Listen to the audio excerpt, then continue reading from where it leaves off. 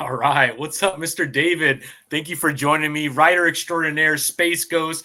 I was just going through, I know I followed you. I know I have a bunch of your titles, but then when you start to see a list of everything that you've worked on, let's just go through some of them, right? Punisher, Sure. Savage Avengers, Moon Knight, City of the Dead, which was awesome.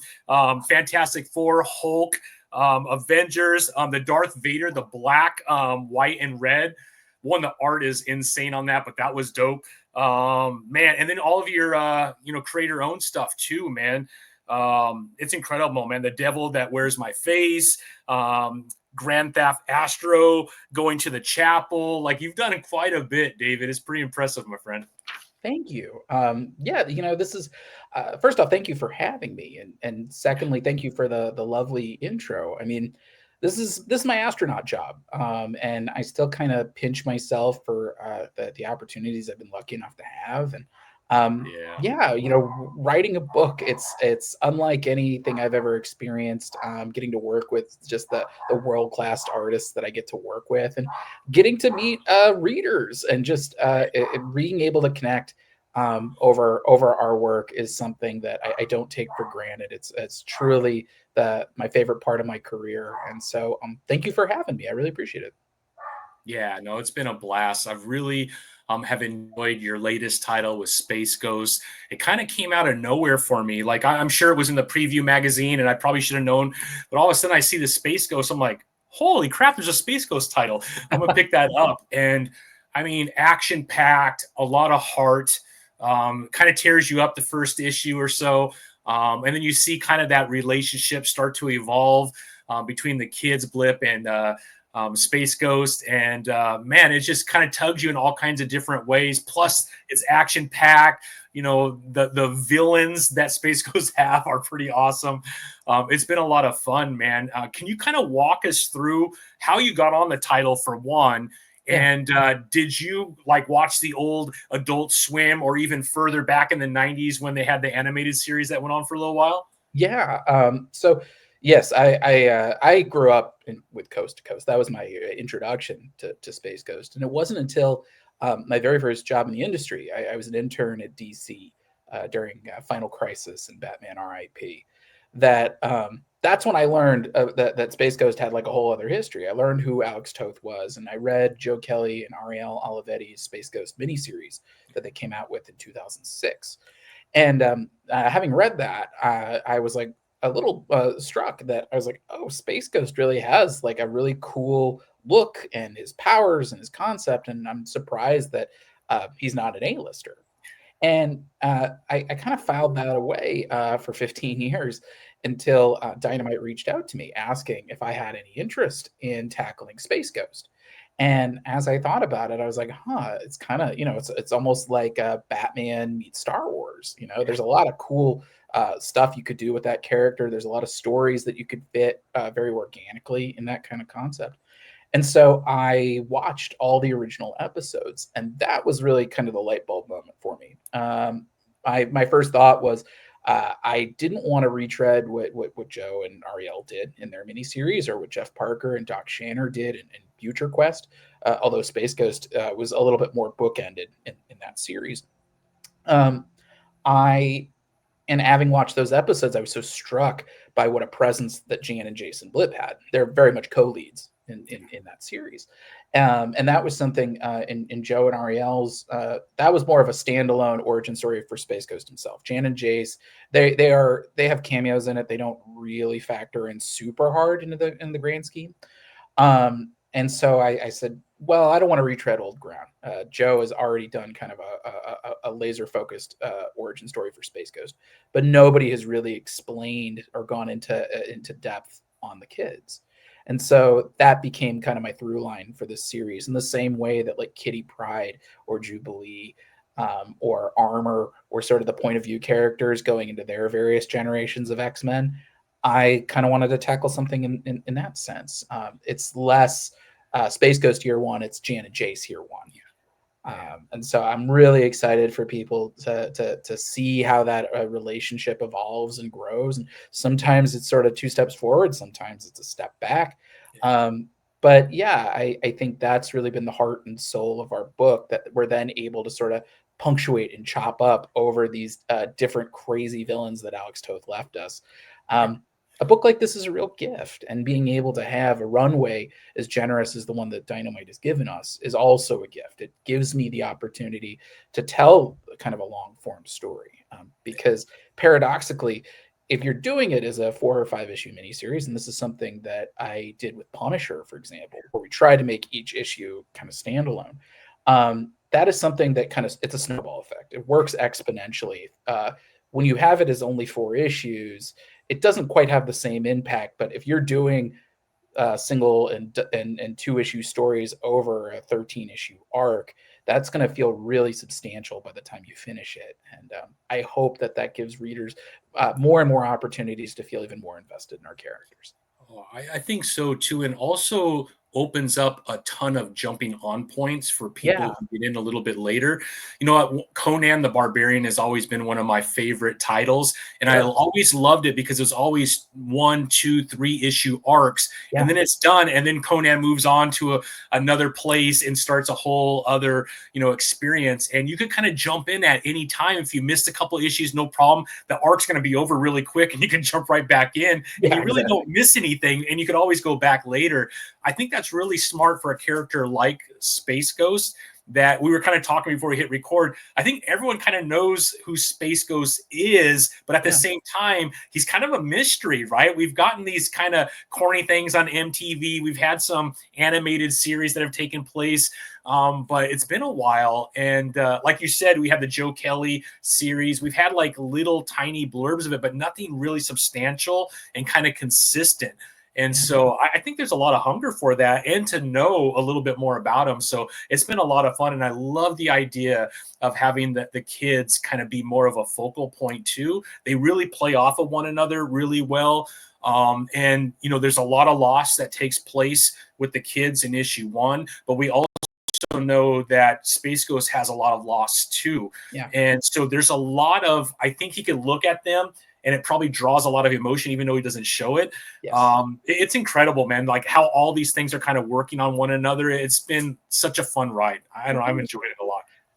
Yeah, I think you hit the nail on the head. The way we try to position this is that Space Ghost and Jan and Jace kind of have complementary tragedies. We see in the first issue, Jan and Jace lose their father by like page 3. Yeah. And we see in our flashbacks in issue 2, and this is something we're going to dig into a little bit deeper in issues 8 and 9, that Space Ghost lost his family. He's the sole survivor of the planet Vector. And now he's wearing his planet's flag as sort of his crest, and trying to stop pirates from raising other planets in the way that his was. And so, there's a little bit of Superman, there's a little bit of Batman, there's a little bit of Punisher, there's a little bit of Iron Man. It's funny that the two big influences for this book, outside of the superhero realm, there was Dr. Grant, Tim, and Lex from Jurassic Park. Mm. And you can really see that relationship triangulation in our series, where Space Ghost is gruff and he doesn't want kids because it messes up your lifestyle, and then seeing him kind of warm up, and the fact that he's sort of pushed his own humanity down for so long. It's hard to do that when you have an audience, Yeah. especially these bright, bubbly, precocious kids who, despite whatever tragedies they have each other, and so they're not going to sort of marinate in Yeah. that sort of thing. And the other one is, honestly, it's the J.J. Abrams Star Trek, Mm. that first movie, and I think that is sort of a big Rosetta Stone to the way I write a lot of books like this. Mm. Is that I was a Next Generation kid. That's Chris Claremont's X-Men in space to me. Um, I didn't understand the original Star Trek. Obviously I was too young for it. I kind of missed the boat. I only knew about it through cultural osmosis. You know, of William Shatner sort of halting, speech patterns, or Leonard Nimoy's eyebrow and the live long and prosper. It wasn't until I watched the Abrams movie that I was like, oh, I get it. I Yeah. get it. It makes perfect sense now. Why should I care about Kirk? Why should I care about Spock? Why should I care about Uhura? And the Enterprise, and the way that cast kind of gloms onto each other and plays off one another. Um, it doesn't change anything, and I think substantially. I don't think it necessarily reinvents the wheel in terms of the character dynamics. it's telling a classic story, but through a modern lens. It's using modern storytelling techniques, and that was kind of the directive that I brought to Space Ghost. Is I Mhm. don't think there's anything broken with that character. Yeah. I don't think there's anything wrong with Space Ghost. There's nothing that needs fixing. It's just how do we tell us? How do we revisit those 5 minute cartoons that didn't have any backstory or continuity? They didn't have the time to do Mhm. that. We have a longer runway. How do we kind of explore that universe using the sensibilities of 2024? And Yeah. so, I think it's a universe that a lot of people, like you said, they only know about it tangentially, or they Yeah. only know about it ironically through Coast to Coast. And you know, how do you get to introduce that universe to people? And I think people are looking for something new. The superhero genre has been so thoroughly mined, and that's something that I'm constantly thinking about when I'm doing work over at Marvel. Is okay, like that's 60 years of continuity that we got to make sure we're not doubling up too hard on it. Space Ghost, it's really virgin territory, Yeah. and like I said, it's a real gift. It gives me the power to kind of flex the superhero muscles that I've been developing as a writer and as a reader for almost 40 years, and yeah, it's a real treat. Like I said, this book is a real gift, and especially also working with my talented collaborators, Jonathan Lau and Andrew Dahlhaus and Taylor Esposito. I mean, they elevate it. They every page looks, no pun intended, dynamite. Yeah. And I really do think, like pound for pound, we can go toe to toe with any superhero book on the stands right now.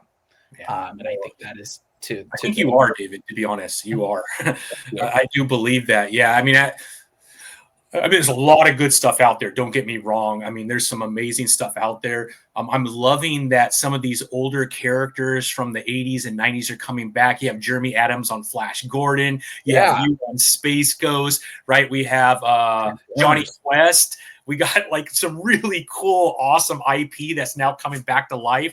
And it's Yeah, being written by folks like you that have this passion for that character. And I feel like each of these kind of titles, although they've had TV shows and they like the public kind of knows who they are, there's been enough gap where there's a lot of free reign for you to kind of do your own thing with it. And it's been a yeah. lot of fun. And I know Jeremy says the same thing about Flash Gordon. And I feel like you guys are taking some old IP and just making it all brand new. It's pretty fun. Yeah, I mean, it's been a blast to work on, and yeah, I think I feel really proud to be kind of part of this wave. Yeah. That I think like Daniel Warren Johnson really kind of set the tone for the rest of us with Transformers, and Yeah. Joshua Williamson is doing exemplary work over at GI Joe along with Kelly Thompson and Dan Waters, Yeah. and then yeah, seeing Declan Shalvey doing the same thing with Thundercats, Yeah. That's right. and Thundercats, another one. Yeah. and Joe Casey and Sebastian Perez are doing incredible work over on Johnny Quest, and so yeah, what's old is new again, and I'm really excited to be kind of a part of that wave, and I'm just very grateful that for all the fans and retailers and press who've really kind of rallied around our book. Nothing's made in a vacuum, and I think it took a lot of people to kind of come together and champion this book, and so I'm grateful to all of them for our success. Yeah, yeah. Were you kind of surprised that you were offered Space Ghost since you're kind of doing quite a bit still over on the Marvel side, or did it kind of come out of left field, or like how do Well, you prepare yourself for a title like Space Ghost that kind of has that hidden element to it that you're aware of, but not so many people are?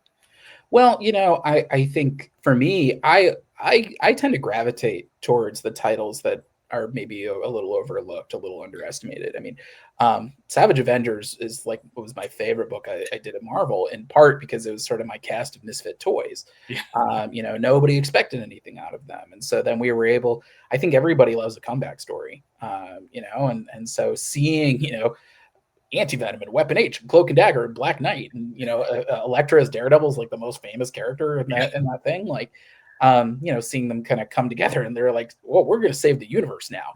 We're going to save time. That's cool to me. yeah, But Dynamite, honestly, they hit me at the perfect possible moment. Was just wrapping up on my Punisher miniseries, and it was one of those things. Plans changed with that book. I had tackled it sort of thinking, we would be kind of extending that book, that we'd be relaunching post the miniseries. But my editor then took over the X-Men line. And so suddenly those plans changed. That Tom Brevoort. Yeah, Tom Brevoort, amazing guy. Yeah. Just one of the best editors I've ever worked with. And so with him no longer spearheading Punisher, that book is in a different editorial office, and those editors had other plans that they wanted to do with that series, and that makes perfect sense to me. But I had just wrapped up on that book, and we were sort of in the air figuring out what I might be working on in the X office as sort of the dominoes started to fall with that. And so I had free time. I was working on some creator-owned stuff, but beyond that, I had my plate was pretty cleared. So when Dynamite reached out and said, "Oh, by the way, like, how would you do with like 12 issues in an annual to start?" I was like, "This sounds incredible." I've never had a runway like this before. I mean, by the time that I finish on Space Ghost, it'll be the longest I've written on a series by a wide margin. And don't get me wrong, I mean, I've written on miniseries almost exclusively through my career. I mean, Savage Avengers, even that book was sort of broken up as two arcs, almost like the movie and the sequel. Being able to write something more long form was something I'd wanted to do for a long time, and it's harder and harder to get to do that in today's market. It's very volatile.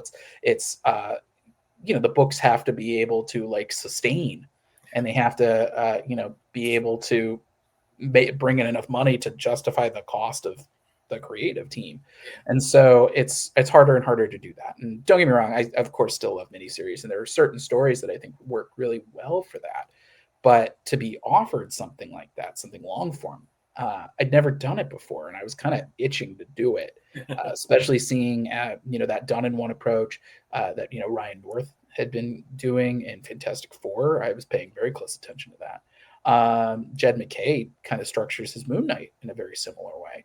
And Steve Orlando was having a lot of success with Scarlet Witch with that kind of approach. And like I said, we were able to do that, I think, to some extent with Punisher, but by virtue of it being 4 issues, that is a tight runway to kind of do that. And so, do you think so your run came on Punisher right when Jason Aaron's ended, right? Yes. We announced our run. It was probably like 2 weeks after his run ended. I think that's a little tough to ask someone to come in and write a short series with all the changes that were made with Punisher in the title before. I feel like no, I'm not throwing shade at anybody, but to ask anybody to come in when you've made so many changes, it was a high wire act for it's sure. It's a tough ask, I think, David. It was no, I mean, Punisher was the hardest book I've ever worked on, and it's exactly for the reasons you said. Is it's sort of you're coming up with a brand new character, and they're I read a newspaper, like Punisher as a character, as a concept. It's very, especially when this was coming out, very controversial. It's very polarizing politically. Yeah.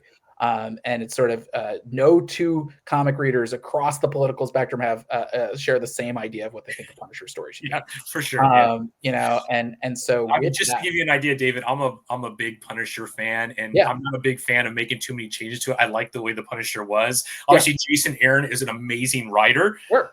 Incredible writer. Doesn't mean I enjoy how he wrote it because I love that character, but I love Jason Aaron, and he's an amazing writer. And I think that's what's the fun about comics, right? Someone comes in with their own idea that makes some change. You're like, nah, don't do that to Frank Castle. But I mean, it was a super popular series that he did. Yeah. But I agree with you. And it was one of those things, when I was approached to write that book and was told, listen, we want to come up with a new legacy Punisher. In the same way that Robbie Reyes was the legacy Ghost Rider, and Lin Lei, who's having a real moment right now in Marvel Rivals, with Iron Fist. And as we talked about, it was one of those things. Okay, we know that the Punisher is a concept, like I said, very polarizing. Yeah. First off, it's how do we, if we're going to do a new character, how do we keep it as simple as Frank Castle, but still have him be able to carve out his own niche. But also, if we're coming up with a character whole cloth, we know where the political minds are. can't we just create a character that avoids all that and that Yeah. we can still make it feel like a Punisher book without sort of stepping on all the rakes to get there? And Understood. Yeah. so, Yeah. that's sort of how we came to Joe Garrison as like the John Wick of Shield, Yeah. the gun fu Punisher, giving him sort of that advanced tech. Because like I remember reading like Rick Remender's run on Punisher, which is like one of my favorites. That and Rucka's run, especially with Punisher Warzone. Yeah. Um, and I remember that Remender run where he has all the supervillain weapons, right? And Yeah. and it allowed him to do things that were different from a normal Punisher story, but it wasn't necessarily organic to Frank. That's not something that could sustain long term. Him having like pin particles. And so with the Shield armory, not only were we sort of able to kind of sidestep some of the political landmines, we're not drawing from a real world military branch, so nobody can sort of glom onto that extrajudicial vigilantism. There and also nobody can walk into a Walmart and then walk out stocked up thinking they're the Yeah. Punisher. We sort of put it on a little bit of a higher shelf. But we're able to have our cake and eat it too, because then Joe can kind of do things in a very organic way, but they're still elevated. And so it carves out his own niche as the Punisher. And but like I said, yeah, it was a really challenging book because, like I said, we only had 4 issues to kind of Yeah. put that all together. And I was really lucky. I got to work with Dave Wachter Yeah. and Dan Brown on that book, and they made every page look absolutely sensational. I feel like that Punisher book, it might be the best looking thing I've done at Marvel. And so yeah, I was really happy with kind of how that book came together. But it's so funny, every book I write is kind of a reaction to the book Yeah. I wrote for it. Because I learn new things. I Mhm. feel like the books I've written at Marvel to date have all been really not only just fun, to work on, and just from a full circle comic fan perspective, but I feel like I'm still learning as a Yeah. creator. I feel like I'm still kind of I continuously kind of refine my technique, and I'm always kind of figuring out, okay, what's the postmortem here? What worked? What didn't? I feel like my Marvel work in particular really kind of taught me about how do I streamline more? How do I cut down? Yeah. And Punisher, was sort of, I think, the first book that I was really able to put that into practice.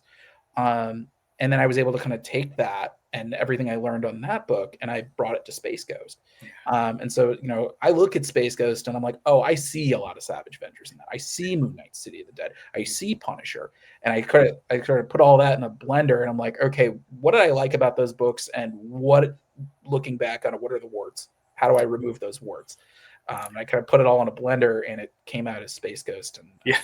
I'm really happy with it. And I think the more books that I get to write in that vein, sort of the happier I am. And so, yeah, expect lots of fun stuff coming in 25.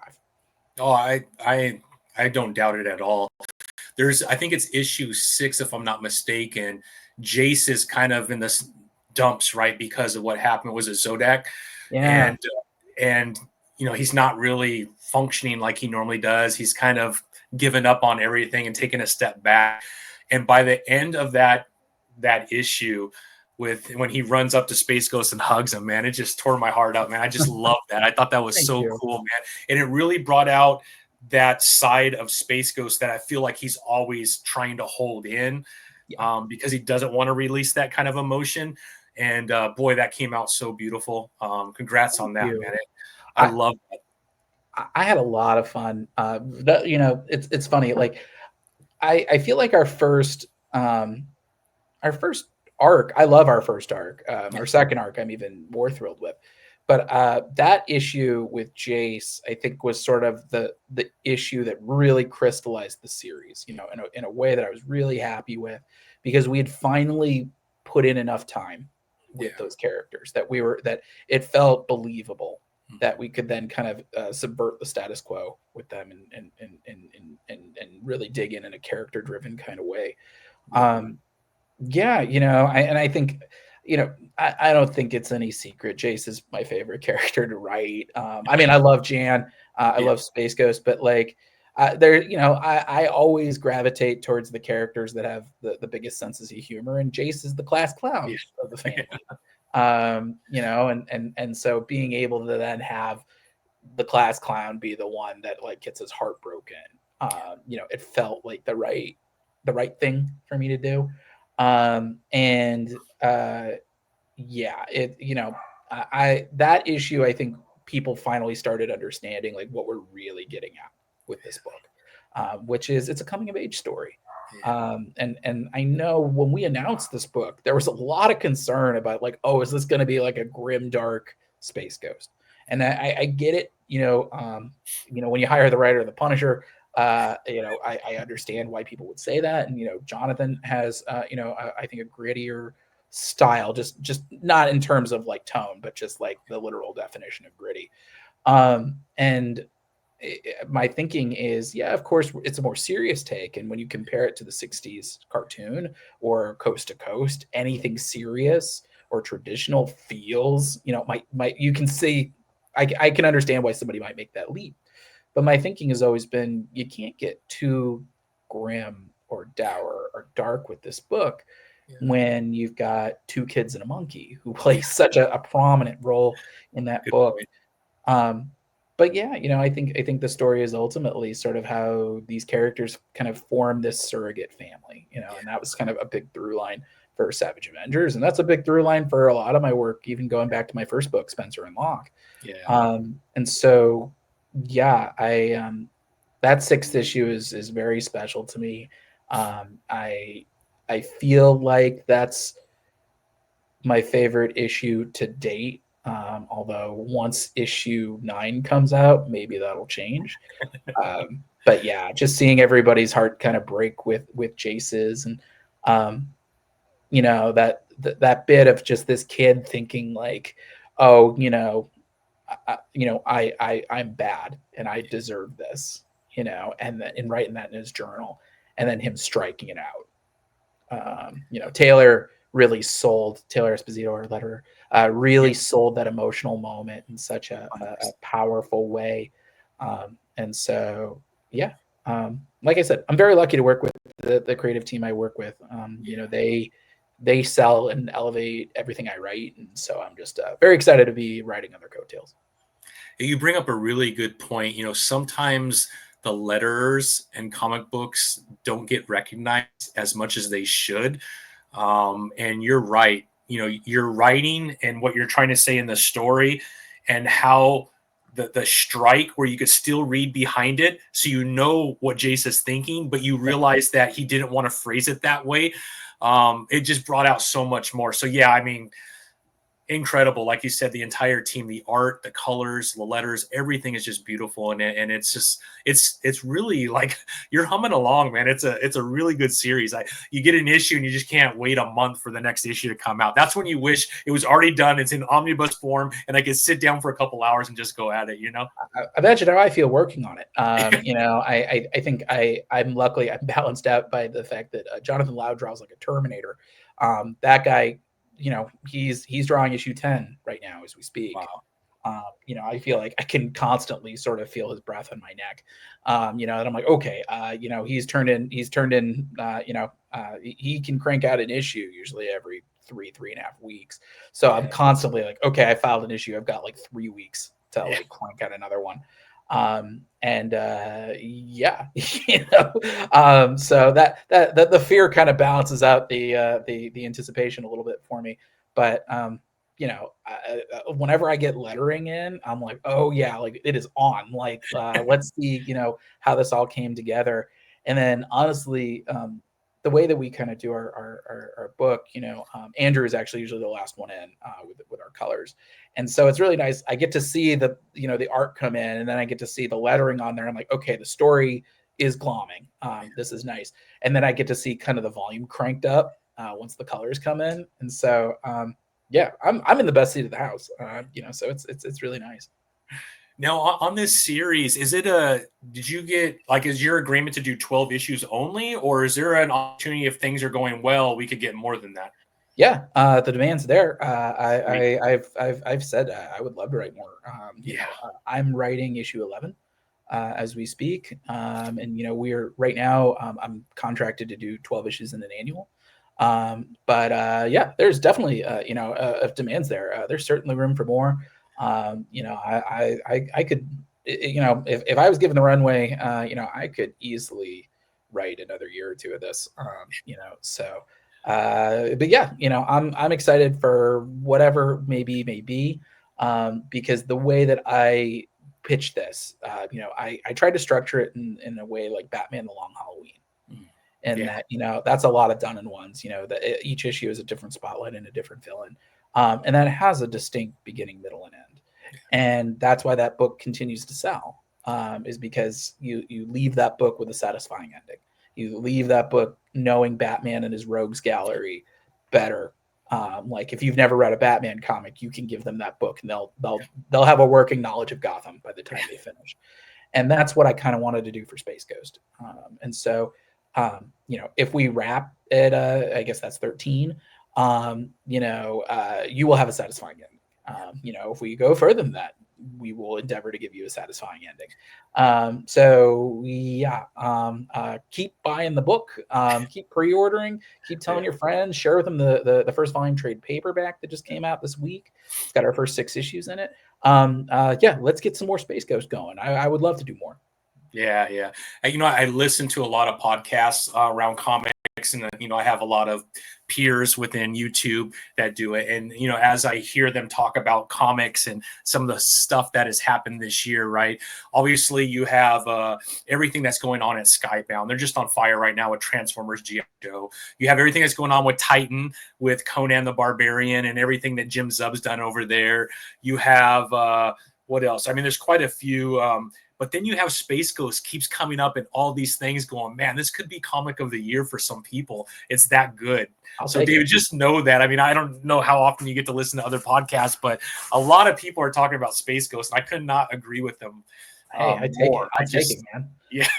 So hopefully the sales reflect that, because sometimes there's like a group of us that really like a book, and then it doesn't happen. I'm like, dude, how did that not work out? But I will say, like, and granted, I know you take the numbers with a grain of salt because they're kind of based on a small offering of comic shops, but the ICV2 numbers, I've been very encouraged to see Space Ghost actually climbing.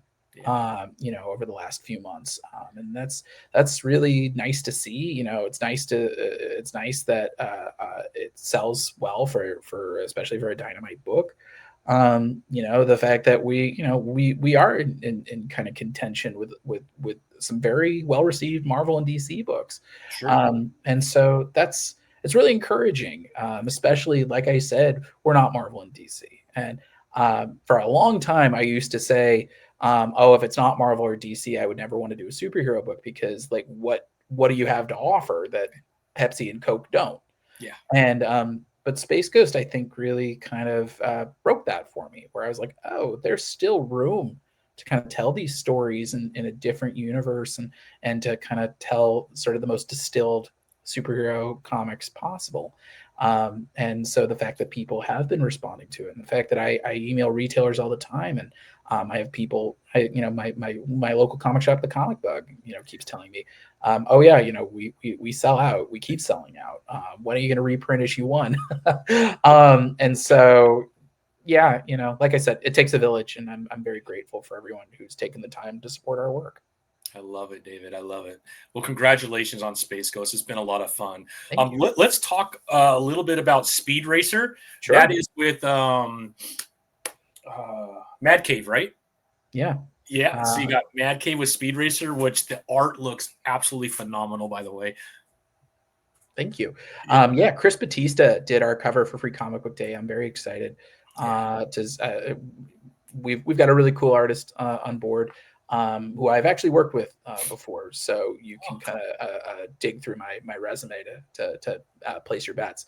But I'm very excited with how the book is coming together. I'm on that book for at least 15 issues plus Free Comic Book Day. Mad Cave, again, offering me a very generous runway. And I'm excited to be kind of riding shotgun with Mark Russell, who's doing Racer X. for that series. And Yeah. yeah, if you like Space Ghost, you're going to love Speed Racer. We are taking a very similar approach. We're going back to basics. This is brand new continuity. You don't have to have watched anything to appreciate this. We are bringing you in on the ground floor. This is Rocky in a race car, essentially. It's seeing Speed from the very beginning. Yeah. And what puts him, why is he, what makes him compete in the Formula X racing league? Why does he need to win that championship so badly? And sort of seeing the trials and tribulations that he has to go through along the way. Yeah, when Chaz Pangburn, my editor on the book, he approached me. I've known Chaz for several years at this point, and he's always been very supportive of my work, as has Mad Cave as an organization. And Mark London and Chris Fernandez in particular are just like stellar dudes.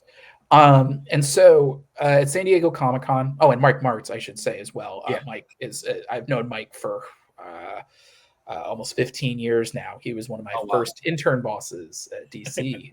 He's the Batman editor. Anyway, they've been very supportive of my work, and so Chaz and I were chatting at San Diego Comic-Con this year. We just had the trade paperback for The Devil That Wears My Face, and so I was hanging out there for a signing. And Chaz has been trying to get me to do stuff with Mad Cave for a minute. And we hadn't found like the right project yet. There was other licenses that I wasn't as familiar with.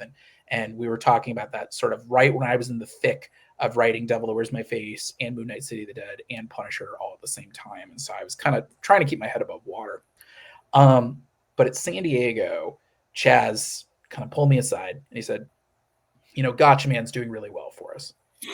And how we keep it on the down low, but we have just gotten the license to Speed Racer. And how would you feel about writing that book? And boy, he said it, and I could sort of. It wasn't so much gears turning in my head as much as just like wheels, just like kicking up smoke. I was like, oh man, I do love writing car chases, and Speed Racer is sort of an iconic cartoon. And real talk, being able to write a series that's 16 years of car chases, that sounds way up my alley. And so it was so nice that that Mad Cave felt the same way. And yeah, so we've got really fun stuff coming. Like Space Ghost, this series is primarily one and two issue storylines, almost across the board. So yeah, a lot of opportunities to jump in, but also you get to kind of see like the differences in all these different races, and you get to see Speed's sort of evolving dynamic with Racer X, and you get to see how his family also kind of plays a big part. Pops Racer and his kid brother Spritel, and you get to see his relationship with Trixie evolve from the very beginning.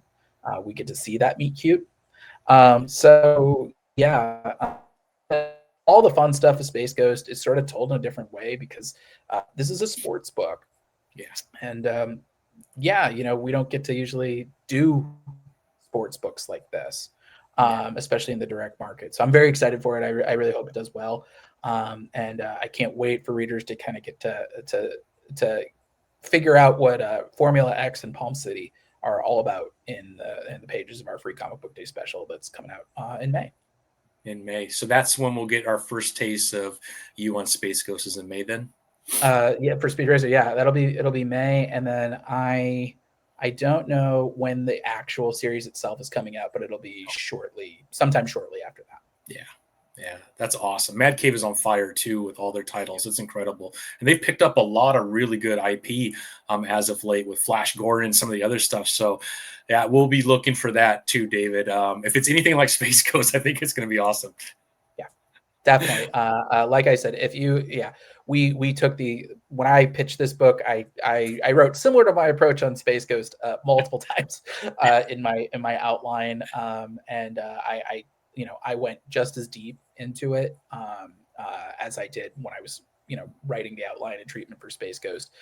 So yes, expect some fun stuff coming. I love it. Well, can we get back to Marvel just for a second, Dave, and talk a little bit about Cable? Yeah, Cable, Love and Chrome. First issue comes out January 1st. Yeah. Really fun book. I'm working with artist Mike Henderson on that book. You might know him from Nailbiter or The Forged. Really talented guy. And yeah,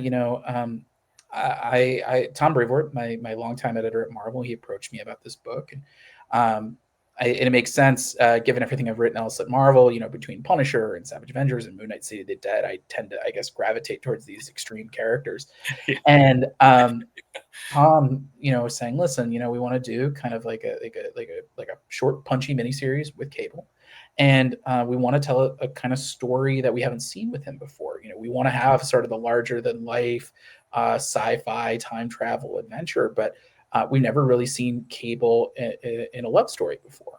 Sort of being able to kind of organically peel back some of that vulnerability, and sort of give him some personal stakes in sort of the larger than life conflicts that he tends to have. And so, as Tom kind of pitched me on that, I sort of pitched back and I said, well, we're doing this as a 5-issue mini, and structurally, I'm going to throw a challenge flag, which is, Domino exists, Esme Cuckoo exists, even Jen Scott, even the original, Hope Summers' dystopian future adoptive mother. They've all had longer track records, and so how do we, in the context of this story, justify this romance that with somebody who is essentially a short timer? And that became kind of the crux of the series. Was Interesting. I remember walking down the street with my wife, as we're putting this all together, and she asked me, she's not a comics fan growing up, but she reads all my scripts, and she said, what's the deal with Cable? Like, what is it about him that's unique from any other character? And I realized, I was like, the X-Men have other telepaths and other telekinetics. They've got other gun guys. They've got other time travelers. The thing that's unique about Cable is, before the Legacy virus, before Mpox, before our LDS and the current X-Men run, Cable had the techno-organic virus. And that was a metaphor for any chronic or terminal condition, whether it's cancer or AIDS or leukemia or ALS or any other disease that people spend their lives either fighting or trying to live with. And that, I think, really speaks to Cable's entire posture.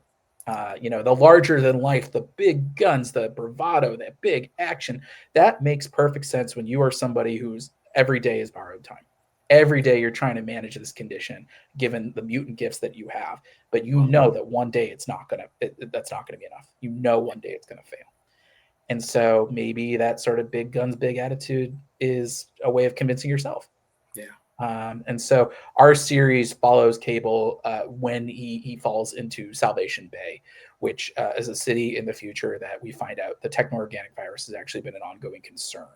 And so he, for the first time in his life, meets a whole underclass of people with this exact same condition that he has. Wow. And so we're able to sort of externalize that internal conflict with our new character, Commander Avery Ryder. She is a member of the Resistance who's trying to kind of overthrow the corrupt Prime Conclave, the local government that has basically turned these techno-organic infectees into sort of this perpetual labor class. So in a lot of ways, it actually does speak to, a lot of the sort of socioeconomic concerns we're dealing with today, but sort of through like a Mad Max kind of larger than life lens. And so, yeah, it's been a really fun and interesting kind of quirky book to work on. It's very unlike any other Cable story that I've seen. But, I think all of those ingredients really justify kind of this whirlwind romance, because when you're both living on borrowed time, there's, no time like the present. And so, yeah, Mike is drawing sensational work on it. He just hit the halfway mark on the series today. I'm working on the tail end of that book right now. And I've pitched it as sort of Edge of Tomorrow meets The Fault in Our Stars with the techno-organic virus.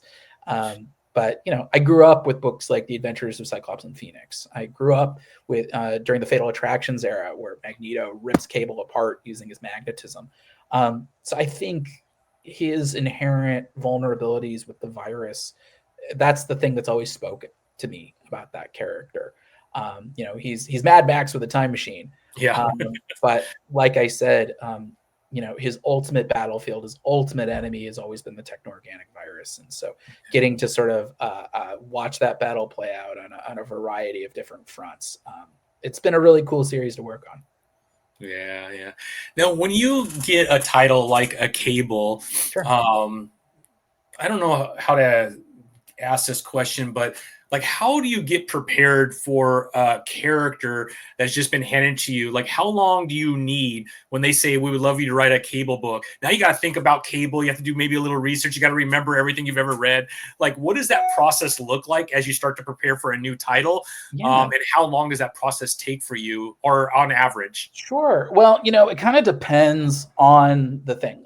Because like Marvel and DC, I'm a Wednesday warrior. I'm reading this stuff every week. I'm pretty well versed in what's going on. So I know those characters like the back of my hand. And so then it's just a matter of, what kind of angle do I have here? And especially, if my editors have things that they're bringing to the table that they're like, hey, we'd really love it if you incorporated, a romance element, for example. It's like, okay, like those are my directives. How do I kind of put that together? Um, Whereas something like Space Ghost or Speed Racer, there's a degree of research that goes into it. I watched every episode of Space Ghost. I watched every episode of Speed Racer. It's one of those. My wife always tells me I get weird when I spend 3 weeks just watching old cartoons. But like that's sort of a different process. And then also, it kind of depends on what are the moving parts. Either to the character or the concept. And every book kind of has its own kind of traffic patterns that you have to navigate. Savage Avengers, for example, we had to, navigate just who was available, like what characters could I use? I remember we had talked about in my original draft picks, I had asked for Daken, the son of Wolverine, and I'd asked for Carnage. And what wound up happening was, Daken was not available. He was over in Steve Orlando's Marauders, and that's how I found out that Rom V was going to be launching a new Cable book or a new Carnage book. And so that's how we got Flash Thompson, Anti Venom, and Weapon H. Is because I was like, you need like a gun guy, you need a symbiote, and you need a claw guy. That's what Savage Avengers is about. And so that kind of became like the negotiating for that. Moon Knight City of the Dead, it was sort of figuring out, okay, like how do we tell this miniseries is sort of a bottle episode in a way that doesn't interfere with what Jed McKay is doing in the main book, but also, what villains can I use here? Because there was what was her name? Stained Glass Scarlet, I think was her name. Like she had already appeared in Jed's run, so it was like, okay, let's not use her. Whereas we were talking about boy, who was it? Jed and I did a little horse trading as far as villains were concerned as well on that. Punisher, like I said, is sort of like, how do you tell a character that's organic that also kind of like sidesteps any of the needless political minefields? Cable, it's Cable as a character. He's sort of a Swiss Army knife. He's got a lot of powers. He's got a lot of different stuff. He's got a backstory that we can charitably call convoluted. And so it's like, okay, how do I kind of streamline that down on a macro level, but also on an issue to issue basis? Because a book like that, especially the when it's a little bit longer form, when it's told over the course of an arc rather than the repeated done in ones like I'm doing on Space Coast, you got to have exposition. You got to lead the readers in. They're just like, hey, this thing that happened last month, and you tell that in as organic of a way as possible. So that stuff, it takes some time. I also don't consider myself the fastest. When I lay out a treatment, I go pretty in depth. Space Ghost, I think I went 30 pages with my treatment for that was for 13 issues. Wow. Speed Racer, I think I went even longer. And so the best part of that though is that means I measure twice and that I only have to cut once when it comes to the scripting. That I can sort of be like, okay, I know sort of what the emotional beats are. I know where the story is headed. So yeah, I mean, usually, I don't know. I mean, if I don't have to do research, I can usually get something done in a few weeks. If I have to do research, I always like getting like, a month, Yeah. at least. And Depends on how many years of cartoons there is, right? yeah, yeah, exactly, exactly. And also just what's on my workload, what's on my plate, at the moment, and how can I kind of like dance between the raindrops scheduling wise. And so yeah, that's kind of where all that's at. But I wish I could go faster. Yeah. But I do feel like so far I keep my head above water scheduling wise, and I'm proud of the work. And I think ultimately, like that's the most important thing. The moment I'm not proud of the work is the moment I need to scale back. Yeah. Yeah. What is like how much is too much? It seems like with a lot of writers, it's kind of feast or famine. And I don't mean that in a negative way, but maybe you'll go a little bit of time and you don't really have anything, and then all of a sudden you have three titles, different ones that you're doing at one time. It seems like it always kind of happens to a lot of writers. I don't know if that seems to be your experience, where like I'm wondering what I'm gonna do next, and all of a sudden you have three things. You're like, I wonder how I'm gonna get all this done. Yeah, that it is feast or famine in this business. I know it was last summer.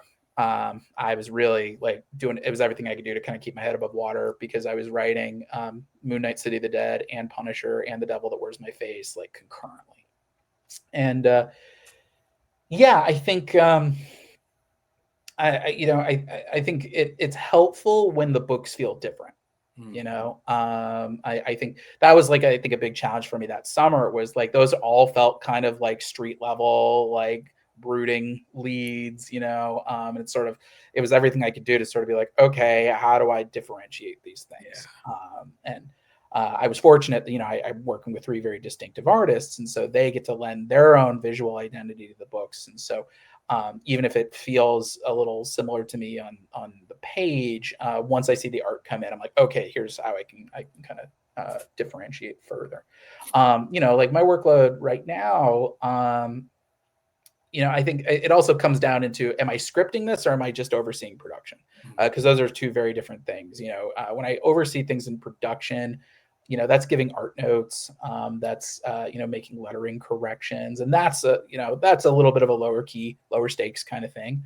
Um, so I think I'm working on Cable, Space Ghost, Speed Racer, and one more book oh wow. right now.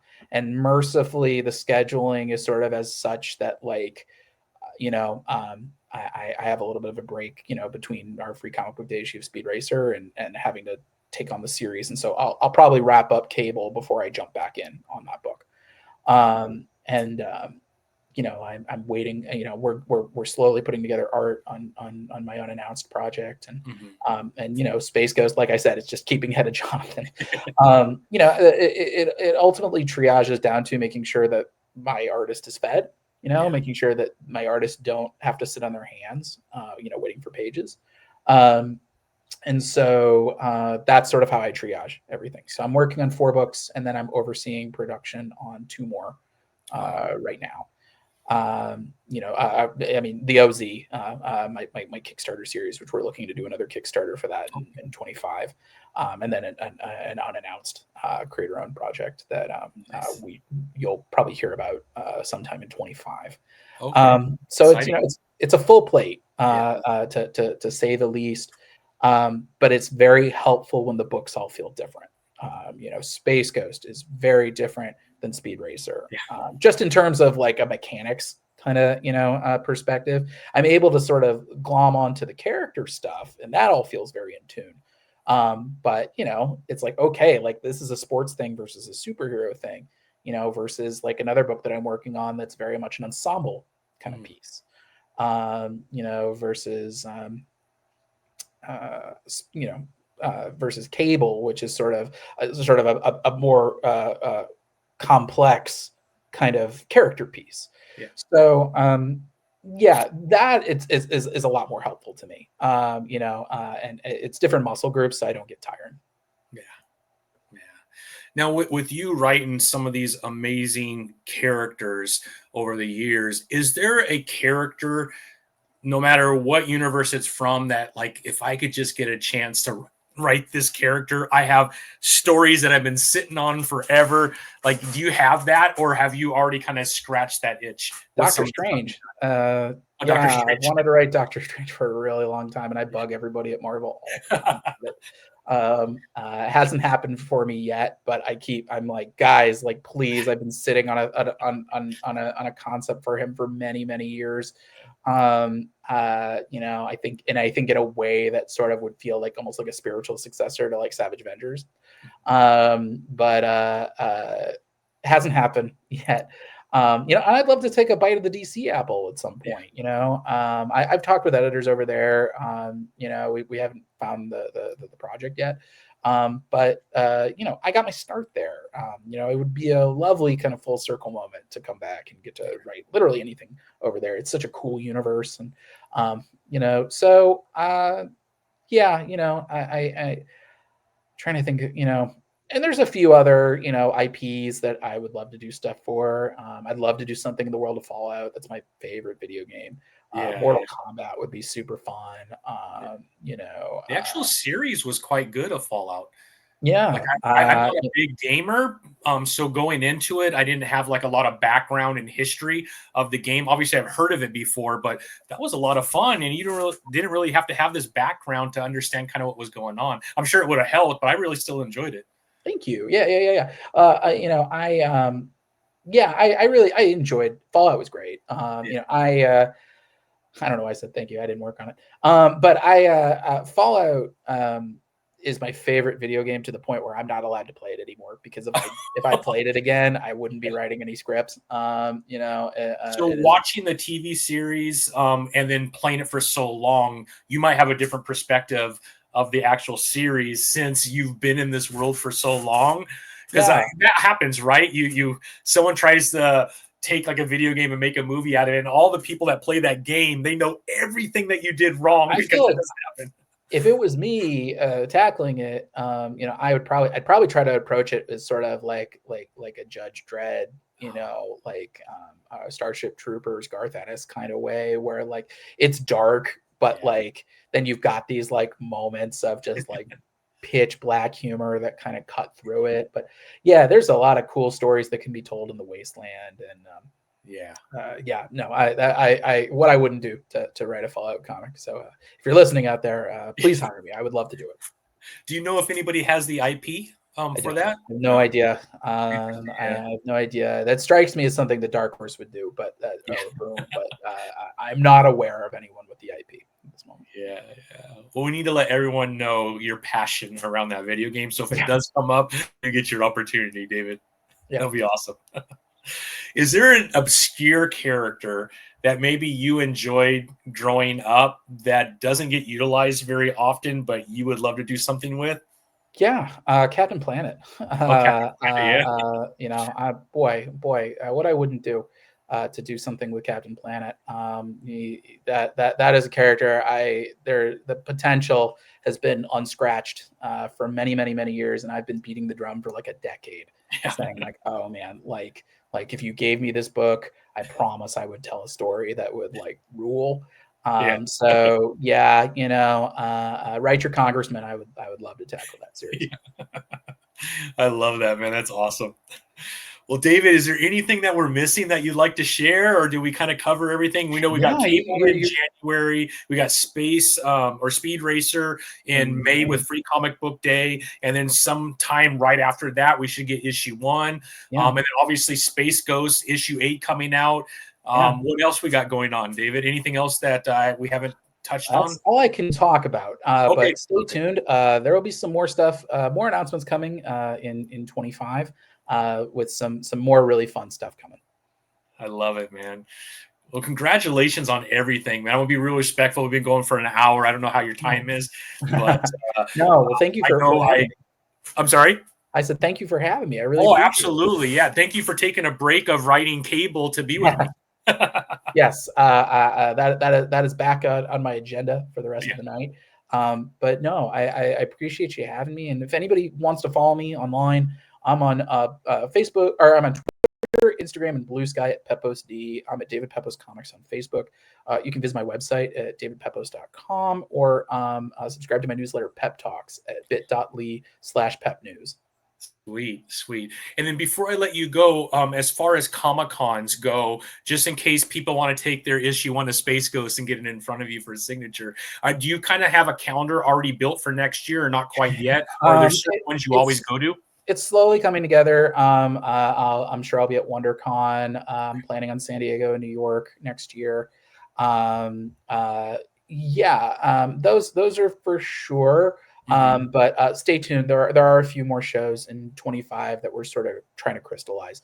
I hope to be able to talk about that sooner versus later. That's awesome. That's awesome. Well, I usually go to San Diego and WonderCon, so hopefully I'll be able to get my Space Ghost Please stop by. I would love to sign it. Oh, that'd be amazing.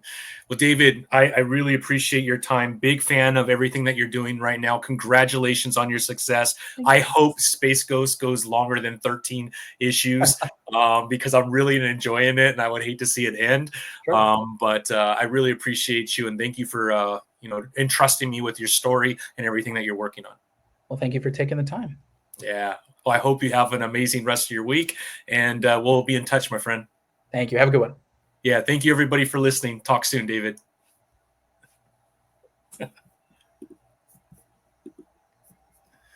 Awesome, David.